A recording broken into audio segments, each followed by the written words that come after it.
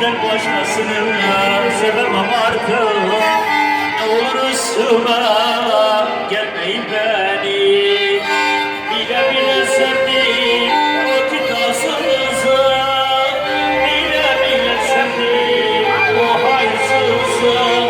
Bile bile sevdim o vicdansızı. Ne olur Erzurum benim üzerime gelmeyin beni.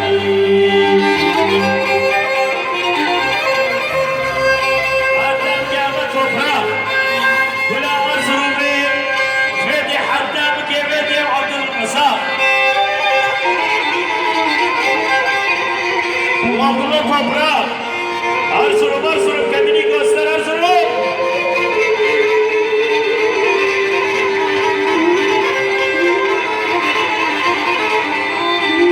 Senden başkasını sevmeyeceğim, kimselere gönül vermeyeceğim. Bu dünyaya bir defa gelsen, yine de Erzurum'u hep seveceğim. Senden başkasını sevmeyeceğim, kimselere gönül vermeyeceğim. Daima mazlum seni hep seveceğim. Ne olur üstüme gelmeyin beni. Bile bile sevdim o kitapsızı.